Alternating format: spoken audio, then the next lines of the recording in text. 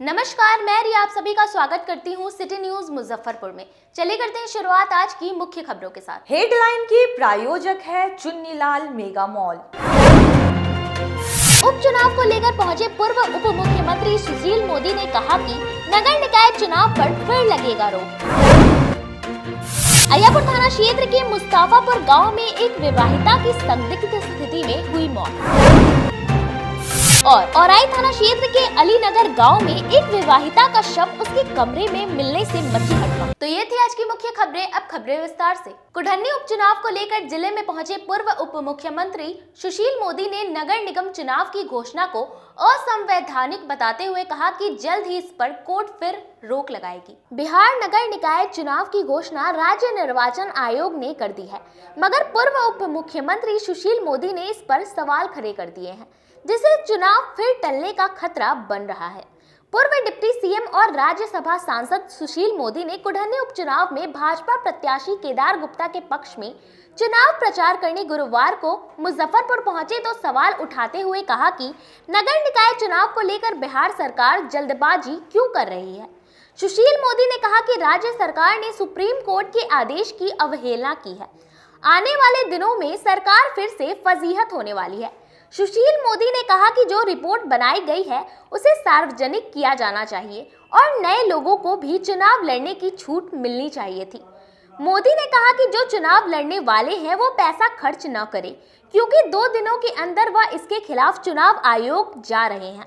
आपको बता दें कि नगर निकाय चुनाव की घोषणा पहले ही की गई थी, लेकिन कोर्ट के फैसले के बाद निर्वाचन आयोग ने चुनाव को अगले आदेश तक रद्द करने की घोषणा कर दी थी।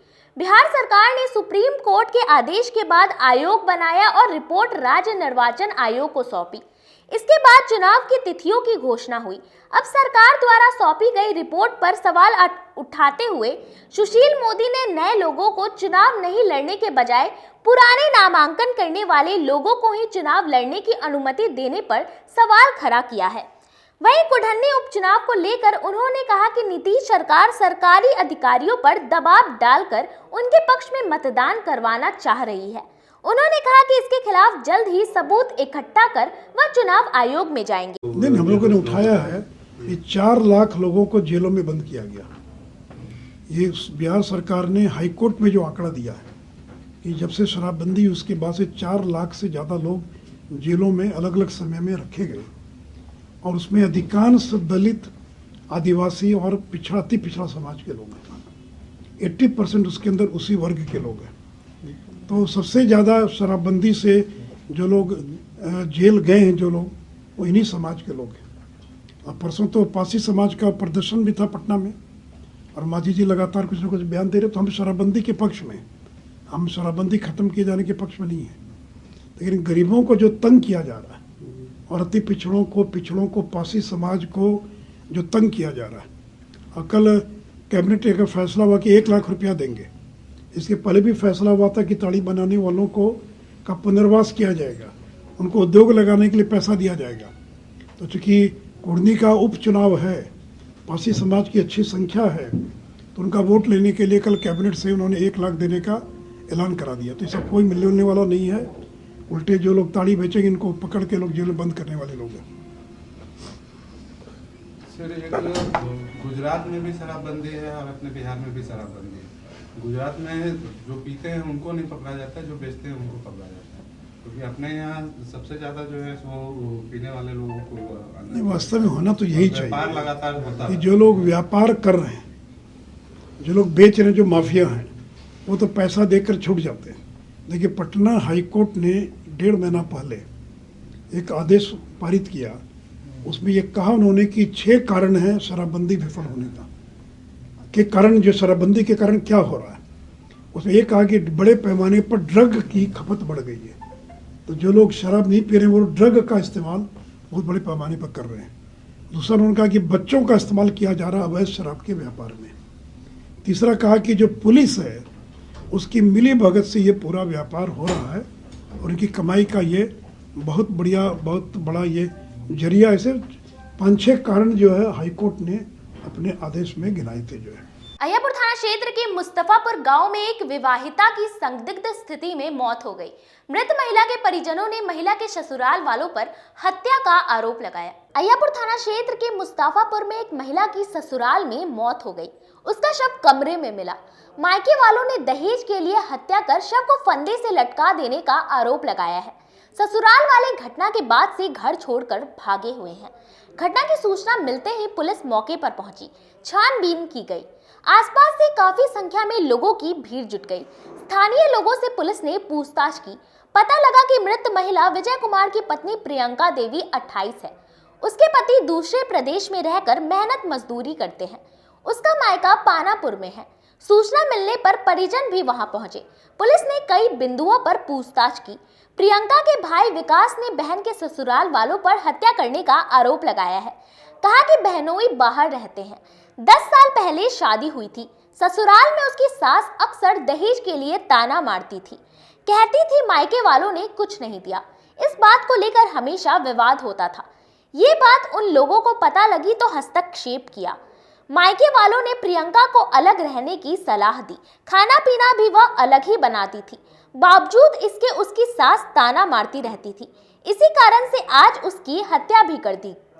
वहीं पुलिस का कहना है कि पोस्टमार्टम रिपोर्ट आने के बाद ही मौत का कारण स्पष्ट होगा। परिजन जो बयान देंगे इस आधार पर केस दर्ज किया जाएगा। जो मर गई है वो मेरी साली है। जो हम लोग को मालूम चला है कि वहाँ माने मारपीट किया गया, उसकी मृत्यु हो गई। कहाँ का ये मामला है? मुस्तफापुर गांव। आप कौन है उनके? हम जीजा जी हूँ। क्या मामला था? क्यों मैंने मार दिया गया है? वही लेन देन का मामला था। लगातार उनको जो है टॉर्चर किया जाता था। हम लोग को फोन से बातचीत होती थी तो हम लोग बोलते थे कोई भी बात हो तो उसको जो है माने ये लोग बैठ के विचार करके उन लोग को अलग भी कर दिए थे, जाके वो अलग रहे, किसी को दिक्कत नहीं हो। और उसी के बाद जो आज मालूम चला है कि जो उनकी मृत्यु हो गई। मार बहुत माने गर्दन पर रेगा हुआ लगा हुआ है, रस्सी टाइप के जो है जांच के मार दिया गया। जी हम लोग की खबर, हम तो दूसरे जगह जा रहे थे तो पता चला है कि खबर मिला है कि सभी लोग मार के उसको टांग दिए हैं। तो वही हम लोग गए तो देखे तो सब की बॉडी वॉडी उतार के उसको रखा हुआ था, बेड में सुलाया था। कहाँ का मामला है ये? मुस्तफापुर। कौन थाना पड़ता है? जी यही पड़ता है, अय्यापुर थाना। किस चीज़ के लिए? शादी हुआ था? जी शादी हुआ था। कौन सा शादी हुआ था? जी आज से 10 साल पहले हुआ था। 10 साल ना? काहे के लिए मार दिया गया है? जी हमेशा उसको टॉर्चर करते थे। उसके सास लोग अच्छे लोग टॉर्चर करते थे कि वो है इसलिए मारते थे। किस चीज़ के लिए टॉर्चर किया जाता था? बोलते थे कि ये नहीं मिला है, वहाँ से ये नहीं मिला है, जैसे मिलने के लिए अति करते थे। दहेज के लिए? जी दहेज पता के लिए हम हमेशा प्रताड़ित करते थे। उसके लिए उससे अलग भी कर दिए तो हम लोग कहें ठीक है अलगे रहो, अपना अलगे बनाए खाना। फिर भी कुछ ना कुछ विवाद लेकर उनको टॉर्चर कर देते हैं। आप लोगों को कैसे मालूम चला कि आपकी बहन को मार दिया गया है? सो जी वहीं पे मेरे माँ जी रहते हैं। बहन है ना? जी मेरी बहन है। राघोपुर में माँ जी रहते हैं तो वही मेरे माँ जी को कॉल किया तो वो हम पे कॉल किए हैं तो हम गए वहाँ पे तो पता चला गया। इसी कंपनी बाग सड़क को तोड़कर स्मार्ट सिटी योजना के द्वारा सीवेज लाइन निर्माण तो जरूर किया जा रहा है, लेकिन इसका खामियाजा तो आम दुकानदारों को उठाना पड़ रहा है। देखिए रिपोर्ट। स्मार्ट सिटी प्रोजेक्ट के तहत शहर में सीवेज पाइपलाइन बिछाई जा रही है। सीवेज लाइन के लिए कंपनी बाग में सड़क को तोड़ा गया है। इसी वजह से मंगलवार से सदर अस्पताल रोड में यातायात बंद है। वहीं कंपनी बाग चौक पर जहां सड़क को तोड़ा गया है वहां पानी के पाइपलाइन फूटने से कार्य में बाधा आ गई है। सड़क दुरुस्त नहीं होने के कारण कंपनी बाग चौक होते हुए स्टेशन रोड जाने वाले ऑटो के परिचालन पर भी काफी असर पड़ा है। कंपनी बाग की एक लेन पूरे दिन गुरुवार को भी जाम रहा। सरैयागंज टावर से जूरन छपड़ा तक एक लेन दिन भर जाम लगा रहा, जिससे आने जाने वाले को काफी परेशानियों का सामना करना पड़ा। वहीं कंपनी बाग से हॉस्पिटल रोड में ट्रैफिक पर रोक लगाने की वजह से आम लोगों को परेशानी झेलनी पड़ रही है। वहीं इस वजह से कंपनी बाग रोड, जूरन छपड़ा और इमली चट्टी में भीषण जाम लग जा रहा है। कुछ लोगों ने तो हॉस्पिटल रोड और कंपनी बाग के बीच कलेक्ट्रेट परिसर को वैकल्पिक मार्ग के रूप में इस्तेमाल करने लगे हैं। वहीं इस निर्माण कार्य से कंपनी बाग के दुकानदार काफी निराश है। लगने के समय दुकानदारी ठप हो चुकी है। वहीं राहगीरों का कहना है कि बिना रास्ता बंद का बोर्ड लगाए रास्ते पर निर्माण कराया जा रहा है। इस लापरवाही से परेशानी बढ़ गई है। बिना बोर्ड लगाए हुए रास्ता बंद कर दिया गया है, जो कि गड्ढा किया उसमें पानी अटेंडम आ गया है जो कि आने जाने वाले लोगों को परेशानी है, दुकानदारों को काफ़ी परेशानी है कि वहाँ की तरह आ नहीं रहा है, लगन का समय भी है। अभी शहर में जाम की भी स्थिति हो गई है, काफ़ी संख्या में जाम है। उसके अलावा गड्ढा इतना उड़ता है कि पानी का छिड़काव भी नहीं किया जा रहा है। गड्ढा जो किया जा रहा है उससे धुला उड़ता है, धुला से गर्दा उड़ता है, प्रदूषण होता है, पानी भी नहीं छीटा जा रहा है। व्यापार का क्या स्थिति है? काफ़ी परेशानी में लोग हैं, व्यापार की स्थिति बहुत ख़राब है। नाम निसार मंसूरी। हो रही है लोगों को? जी, आने जाने में देखिए रास्ता कोई है ही नहीं है। एक एसपी साहब वाला रास्ता हो सकता है वो बंद कर दे, या पकड़ ले, गाड़ी उड़ी जाता है, साइकिल जाता है। हाँ, बहुत उधर से भी बंद है, बैरिकेड्स लगे हुए हैं और यहाँ पे भी बहुत दिक्कत है।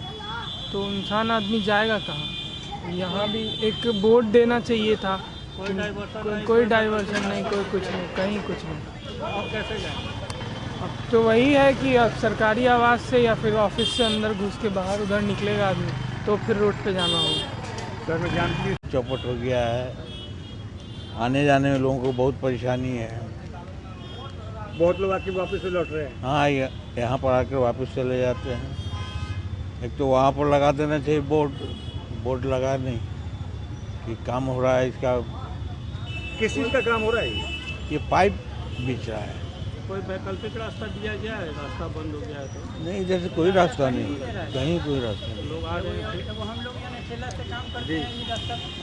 एसपी ऑफिस से रास्ता है आने जाने का, या बैंक रोड से आ जा सकते हैं, दूसरा कोई रास्ता है ही नहीं। कहीं वार्निंग नहीं दिया गया है कि रोड आगे बंद? नहीं, रिटर्न जा रहे हैं कहीं। कितने दिनों से ये काम चल रहा है? ये आज तीसरा दिन है। ठेला गया ना, बक्सा पेटी ढोते हैं, वहाँ में ऐसा हो गया है कि हम लोग को रोजी रोटी मर गया हुआ। बंद हो गया है तो आने जाने का कोई वैकल्पिक कोई नहीं है सर। वो कलेक्टर साहब वाला भी खोले हुए थे तो वो भी बंद कर दिए, उन्हें भी जाना मना कर दिए। तो हम लोग स्टेशन में जाते हैं घूम के। आने जाने में परेशानी हो रही है? बहुत परेशानी हो रही है सर। जाम भी हो जी, काफ़ी परेशानी हो रहा है और रोड इतना जाम हो गया है कि कुछ कहने लायक नहीं। क्या लग रहा है कि जल्दी खत्म हो जाए? दीवान रोड स्थित निजी होटल के सभागार में भापका माले केंद्रीय कमेटी की 3 दिवसीय बैठक की शुरुआत हुई। भापका माले की केंद्रीय कमेटी की तरफ से बुलाई गई 3 दिवसीय बैठक गुरुवार से दीवान रोड स्थित एक निजी होटल के सभागार में केंद्रीय कमेटी की बैठक शुरू हो गई है। इसमें देश के बड़े बड़े नेता एवं केंद्रीय कमेटी के नेता समेत स्थानीय नेता शामिल हुए। बैठक में बेरोजगारी, महंगाई, महिलाओं की सुरक्षा जैसे कई मुद्दों पर चर्चा हुई। इस दौरान केंद्रीय कमेटी सदस्य मीना तिवारी ने केंद्र सरकार पर हमला बोला। उन्होंने कहा कि केंद्र सरकार मजदूर, किसान, शिक्षा, बेरोजगारी की बात छोड़कर सांप्रदायिक की बात करती है। देश में तानाशाही की सरकार चल रही है। महंगाई, बेरोजगारी अपनी चरम सीमा पर है, लेकिन इस पर चर्चा नहीं हो रही है। देश संकट से जूझ रहा है। देश के किसान, मजदूर, महिलाओं को एकजुट होकर केंद्र के खिलाफ आंदोलन करने की जरूरत है। कमेटी की बैठक आज यहाँ शुरू हुई है। 3 दिनों तक ये बैठक चलेगी। इसमें हमारे पार्टी के महासचिव कॉमरेड दीपंकर भट्टाचार्य समेत देश के तमाम बड़े नेता शामिल हैं। बिहार के भीतर और पूरे देश के भीतर आज जो सांप्रदायिक नफरत फैलाने की कोशिश हो रही है, जिस तरह से केंद्र की सरकार पूरी तानाशाही से राज चला रही है, महंगाई और बेरोजगारी चरम पर है, लेकिन मोदी जी की सरकार महंगाई के खिलाफ कुछ करने के बजाय, बेरोजगारी पर कुछ कदम उठाने की बजाय ये लोग बस सांप्रदायिक एजेंडे को लेकर के चल रहे हैं। तो देश में आज ये एक बड़ा संकट है और उस संकट के समाधान के लिए ज़रूरी है कि देश की जो तमाम प्रगतिशील ताकतें हैं, जो मज़दूर, किसानों की लड़ाई है, नौजवानों की लड़ाई है, औरतें अपने ऊपर होने वाले अत्याचार के खिलाफ लड़ रही हैं, इन तमाम लड़ाइयों के साथ एकजुटता बनाते हुए देश में एक बड़ा विकल्प खड़ा किया जाए और ये जो समाज को बांटने की राजनीति चल रही है उसके खिलाफ हमारा समाज जागृत हो, अपने हक अधिकार के लिए सामने आए। तो इसी संदर्भ में हमारी केंद्रीय कमेटी की ये बैठक हो रही है। 3 दिनों तक ये बैठक यहाँ चलेगी। मोबाइल कंपनी के मैनेजर की हत्या साजिश कांड का खुलासा करने वाले पुलिस कर्मियों को आईजी कार्यालय में सम्मानित किया गया। जिले में पिछले दिनों जियो मोबाइल्स कंपनी के मैनेजर धर्मेंद्र कुमार की हत्या की साजिश के दौरान ड्राइवर प्रशांत को गोली मारने की घटना का पुलिस ने सफल उद्भेदन किया था। इसमें 7 अपराधियों को गिरफ्तार किया गया था। इस बेहतरीन कार्य के चलते आज रिटायर्ड डीजीपी सह रिलायंस के अधिकारी के पद पर कार्यरत नीलमणि ने टीम में शामिल पुलिसकर्मियों को सम्मानित किया। उनके साथ आईजी पंकज सिंह और एसएसपी जयंतकांत भी मौजूद रहे। बुके देकर पुलिसकर्मियों को सम्मानित किया गया। रिटायर्ड डीजीपी ने कहा कि जिस तरह इस केस में काफी कम लीड होने के बावजूद पुलिस ने त्वरित कार्रवाई करते हुए इसका सफल उद्भेदन किया है, वह तारीफ के काबिल है।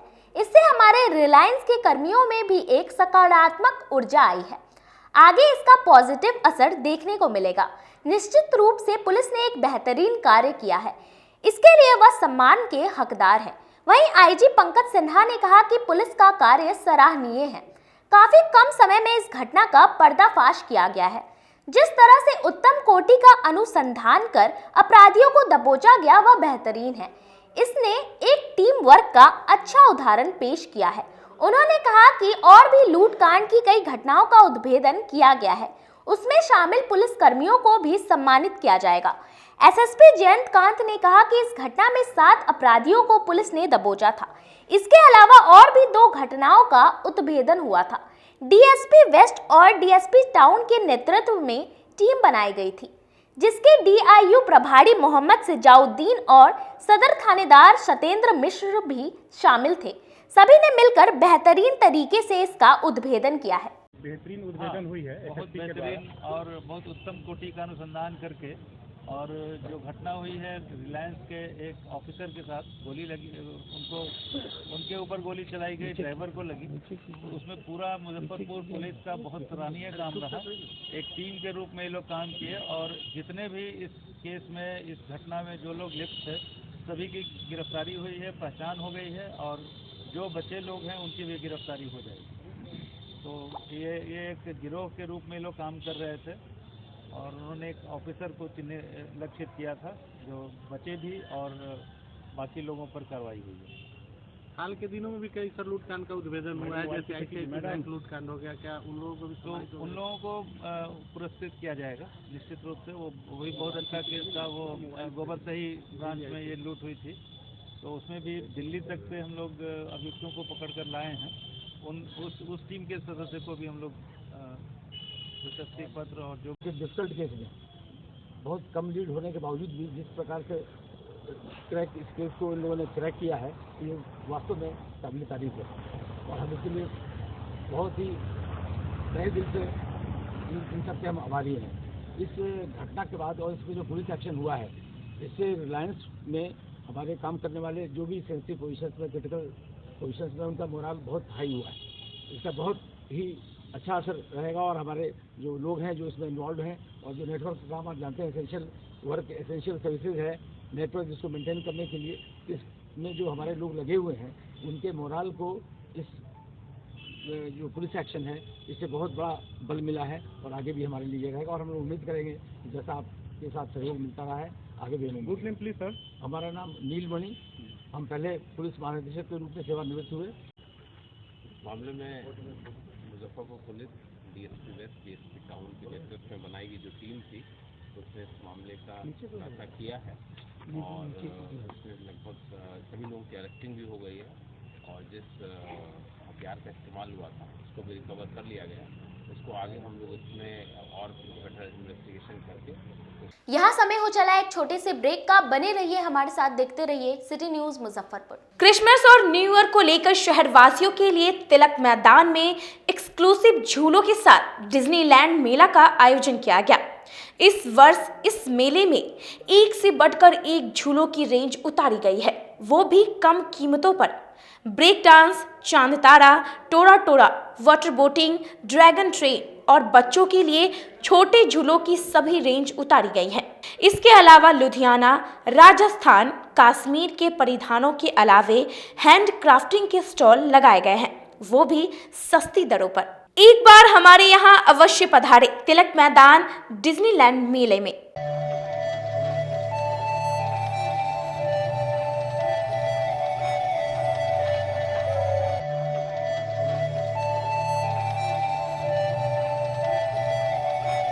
बाजार से सस्ता सबसे अच्छा चुन्नीलाल मेगा मॉल मुजफ्फरपुर में भी धूम मचाने के लिए आ गया है। शादी विवाह के लिए है लहंगे की सबसे बड़ी कलेक्शन। दुल्हन के मन को भाए यहाँ की ब्राइडल लहंगा चुन्नी। हम सभी का ख्याल रखते हुए परिधानों की पूरी रेंज एक ही छत के नीचे उतारे हैं, वो भी आपके बजट में। मल्टीनेशनल ब्रांड से लेकर लो रेंज तक के ब्रांडों की बेहतरीन कलेक्शन के साथ साड़ियों का अनंत संसार समेटे हुए हैं। दूल्हे राजा के लिए भी सूट और शेरवानी की लाजवाब रेंज, मेंस वेयर की भी ब्रांडेड कलेक्शन के साथ लो रेंज की भी है भरमार। बच्चों का भी हमने ख्याल रखा है, इसलिए सभी ब्रांडों का रेंज उतारा है। तो एक बार हमारे यहाँ अवश्य पधारें। Chunni Lal mega mall, Saraiyaganj tower के समीप, अखाड़ा घाट रोड, मुजफ्फरपुर। बच्चों का हमारे यहाँ आपको 250 रुपये से स्टार्टिंग होगा। कुर्ती अगर सेट में लीजिएगा तो 500 रुपये से स्टार्टिंग हो जाएगा। प्लाजो सेट हाईएस्ट आप चले जाइए 3000, 4000, 10,000 तक भी मिलेगा आपको। बनारसी से 250 रुपये से सारी स्टार्टिंग हो जाएगा हमारे यहाँ, आपको 40,000 तक चला जाएगी। जिले की शान बन चुकी बाबा लहठी अब लोगों की जरूरत बन चुकी है। अत्याधुनिक रेंज और भरोसे को समेटे हुए लोगों के लिए नई नई डिजाइनर लहठी उतारते रहते हैं। ऐश्वर्या राय बच्चन, सचिन तेंदुलकर की पत्नी से लेकर न जाने कितने सारे नामी हस्तियां इस लहठी के दीवाने हो चुके हैं। लोगों के साथ ने ही बाबा लहठी की पहचान देश से लेकर विदेश तक बनाई है। ऐसा साथ बनाए रखने के लिए आप लोगों का तहे दिल से धन्यवाद।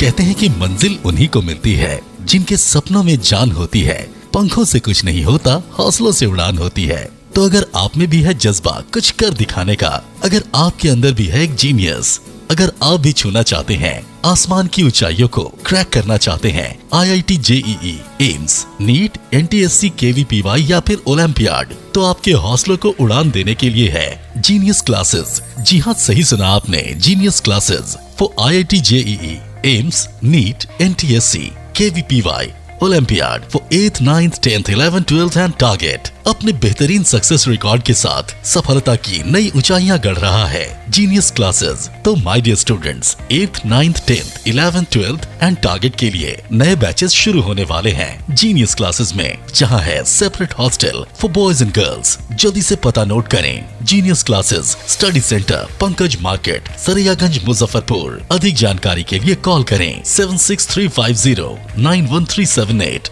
या फिर 763509138 या फिर आप कॉल कर सकते हैं 76350913996 या 9006911690 पर या फिर 9128482268। Genius Classes. For more information, visit our website www.geniusclasses.in or email us on info@geniusclasses.in. Registrations are open and new batches are starting soon. Rush to Genius Classes, Study Center, Pankaj Market, Saraiyaganj, Muzaffarpur. अपने सपनों की आशिया को दे एक नई पहचान माँ Bhavani decor private limited के साथ, जो है ऑथराइज्ड डिस्ट्रीब्यूटर ऑफ कजारिया। देश की मिट्टी से बनी टाइल से देश को बनाते हैं। और जहां मिलती है सभी प्रकार के Indian and imported granite, marble, sanitary एवं कोटा स्टोन का अनोखा एवं आकर्षक संग्रह। माँ भवानी डेकोर प्राइवेट लिमिटेड मतलब a complete floor solutions. New 0 mile Dadar road, Muzaffarpur. Call 9934753111। आपका भरपूर प्यार और साथ मिलने के कारण ग्राहकों की सुविधा को देखते हुए नीलकमल का फैक्ट्री आउटलेट का दूसरा ब्रांच अखाड़ा घाट रोड KFC के सामने खुल गया है, जिसमें ग्राहकों को सभी प्रोडक्ट पर विशेष छूट दी जा रही है। वहीं नीलकमल का पहला branch Mithanpura Narayanpur road Vaishali management के सामने है, जो कि लगातार ग्राहकों की सेवा करता आ रहा है। उत्तर बिहार का पहला एक्सक्लूसिव शोरूम है, जहां ऑफिस फर्नीचर और होम फर्नीचर की सभी रेंज उपलब्ध है। तो एक बार सेवा करने का मौका जरूर दें। पहला ब्रांच मिठनपुरा नारायणपुर रोड और दूसरा ब्रांच अखाड़ा घाट रोड। हमारा मोबाइल नंबर है 9334900888 और 7004320580। नीलकमल का एक्सक्लूसिव शोरूम जो पहले से मिठनपुरा नारायणपुर रोड में अपोजिट वैशाली रूरल मैनेजमेंट में चला आ रहा है, वहाँ पे हमें आप लोगों का बहुत सारा प्यार मिला और इसीलिए हम लोगों ने अपना दूसरा ब्रांच सार्थक सेल्स एंड मार्केटिंग के ज्वाइंट वेंचर से अखाड़ा घाट रोड में KFC के सामने कृष्णा टॉकीज के बगल में सुविधा कॉम्प्लेक्स में हम लोगों ने खोला है, जो कि कंपनी का फैक्ट्री आउटलेट है, जहां नीलकमल के विस्तृत रेंज आपको 40% तक के डिस्काउंट पे मिलेंगे और मैट्रेस का भी एक विस्तृत रेंज है। और आप लोगों से निवेदन है कि एक बार आप पधारें। और इस दुकान की जो सबसे अच्छी विशेषता है कि उधार चालू है, तो HDFC और बजाज के माध्यम से आपको फिनांस की भी सुविधा है। आप अपने घरों को फिर से बहुत अच्छे से सजा सकते हैं। ब्रेक के बाद आप तमाम दर्शकों का एक बार फिर से स्वागत है। चलिए रुक करते हैं अन्य खबरों की ओर। औराई थाना क्षेत्र के अली नगर में एक विवाहिता का शव उसी के कमरे में मिलने से पूरे इलाके में हड़कंप मच गई। औराई थाना के अली नगर में एक महिला की संदिग्ध परिस्थिति में मौत हो गई। उसका शव कमरे में बेड पर पड़ा हुआ मिला। घटना की जानकारी आसपास के लोगों को लगी तो काफी संख्या में भीड़ जुट गई। सूचना मिलने पर पुलिस और मृत महिला के दरभंगा स्थित मायके से परिजन पहुंचे। मृतका की पहचान सियाराम पासवान की पत्नी फुलेश्वरी देवी 28 के रूप में हुई है। महिला की चाची जैलेश देवी ने ससुराल वालों पर हत्या का आरोप लगाया है। कहा कि फुलेश्वरी के पति दिल्ली में रहकर मेहनत मजदूरी करते हैं। घर पर दोनों सास और बहू में अक्सर लड़ाई होती थी। उन्हीं सब ने मिलकर उसकी हत्या कर दी है। ससुराल वाले फरार हैं। पुलिस ने शव को कब्जे में लेकर पोस्टमार्टम के लिए भेज दिया है। परिजन ने बताया कि 2 साल पहले फुलेश्वरी की शादी हुई थी। उसे एक बेटी है। ससुराल वाले उसे दहेज के लिए प्रताड़ित करते थे। उसकी सास हमेशा उसे ताना मारती थी। इस कारण दोनों में खूब झगड़ा होता था। फुलेश्वरी ने ये बात कई बार अपने मायके वालों को भी बताई थी। उन लोगों ने हस्तक्षेप भी किया था, लेकिन कोई असर नहीं हुआ। इधर पुलिस का कहना है कि पोस्टमार्टम रिपोर्ट आने के बाद ही मौत का कारण स्पष्ट होगा, क्योंकि शरीर पर कोई भी जख्म के निशान प्रारंभिक जांच में नहीं मिले हैं। मामला तो दहेज प्रथा का है। आज दिनांक 1/12/2022 आज ही का घटना है। औराई थाना पड़ता है और गांव जो है अली नगर पड़ता है, वार्ड नंबर 8 का घटना है ये। वो मोटरसाइकिल के लिए जो है बार बार प्रताड़ना कर रही थी लड़की को। शादी 2020 के वही लास्ट महीना में हुआ था। जैसे शादी का जो लास्ट मंथ होता है ना, जून जुलाई नहीं, जून जुलाई में, हाँ 20 जून जुलाई में हुआ था। जून में हुआ था, जुलाई में हुआ, जून में हुआ था, 2020 जून में। हाँ, कब से ये मामला जो है 1 साल के बाद से जो है स्टार्ट हुआ है ना। 1 साल मतलब रहने के 1 साल के बाद जो है मामला फिर उठा है ना। किस चीज का डिमांड किया जा रहा था? डिमांड मोटरसाइकिल, सारा चीज तो दिया ही होगा। हाँ सर, जो मांगा वो दिए। किस चीज के लिए डिमांड? फिर बाद में बोला कि मोटरसाइकिल हमको चाहिए, तो बोला कि मेरा पापा तो गरीब है, मोटरसाइकिल नहीं दे पाएंगे। इसके लेकर के मामला जो है धीरे धीरे सुलगता गया और आगे चल के जो है आज के दिन जो है उनका जो है। आप लोगों को कैसे मालूम चला कि हाँ मार दिया गया है? हमको जो है चाचा को जो है वही तकरीबन जो है 3 बजे रात में मालूम चला। वो भी जो है उनके ससुराल से फ़ोन नहीं गए है ना। उनके ससुराल से जो है फ़ोन जो अगुआ थे उनका जो है बहनोई लगते, फुआ का जो है बहन दामाद था, तो वही जो है फ़ोन किए उनके। आपके चाचा को फोन करके बताया? हाँ, बाकी उनके इनकी बेटी है। जी। अच्छा। उनके बड़े वाले दामाद को फ़ोन किए तो वो जो है डायरेक्ट यहाँ फ़ोन किए उनके मायके में, यानी घर वाले की तरफ से फ़ोन नहीं आया। वहाँ जाने के बाद हम वहाँ देखे कि जो है लाश वैसे ही पड़ा हुआ है। उनके घर का सारा व्यक्ति जो है घर से गायब है। जी। क्या लग रहा है आप लोगों को, क्या लग रहा है इसमें किसका हाथ हो सकता है? उसमें तो वही है कि पूरे परिवार का हाथ है, क्योंकि एक आदमी से ऐसा काम हो नहीं सकता है। हसन बंगरा निवासी सुनील चौधरी ने नरेंद्र कुमार पर रुपए ठगने का आरोप लगाते हुए डीएम को ज्ञापन सौंपा। सदर थाना क्षेत्र के हसन चौक बंगरा निवासी सुनील चौधरी ने डीएम को आवेदन देकर गांव के ही नरेंद्र कुमार पर रुपए ठगने का आरोप लगाया है। डीएम से मांग की है कि उनके रुपए की रिकवरी में मदद की जाए। सुनील चौधरी ने बताया कि वर्ष 2017 में वह अपना पैतृक जमीन बेचे थे। इसकी भनक गांव के ही नरेंद्र कुमार को लग गई। नरेंद्र ने बिजनेस का लालच देकर लगभग 30 लाख रुपए ले लिया। बीच बीच में वह अपने सहपाठियों को भी 2-3 लाख रुपए देने की बात कह राशि की उगाही कर लेता था। इन लोगों ने जमीन का धंधा किया, जमीन भी बेचा। जब मैंने कर्ज के रुपए वापस मांगे, उन्होंने आश्वासन दिया जमीन पूरा बिक्री होने के बाद आखिरी में आपका हिसाब का राशि लौटा दिया जाएगा। लेकिन 5 साल बीत चुके हैं, अब तक मुझे एक भी राशि नहीं दी गई है। जब भी राशि की मांग करता हूँ, कुछ ना कुछ बहाना बनाकर टाल दिया जाता है। काफी प्रयास करने के बाद मुझे राशि नहीं मिली, तो मैंने प्रशासनिक मदद की ओर कदम बढ़ाया है। सामाजिक स्तर पर बार बार प्रयास करने के बावजूद भी राशि नहीं मिली। जी, मेरा नाम सुनील चौधरी हुआ, ग्राम हसनचक बंगड़ा, मुजफ्फरपुर। 2017 में मैं अपना कुछ पैतृक ज़मीन बेचा था। जो ज़मीन बेचने के बाद कुछ दिनों के बाद नरेंद्र चौधरी, पिता वीरेंद्र चौधरी, ग्राम हसनचक बंगड़ा, ये हमसे जुड़ करके हमारे साथ बिजनेस का सिखाया जाए, ऐसे ज़मीन में पैसा लगाइएगा तो ऐसे कमाई होगा, ये होगा, वो होगा।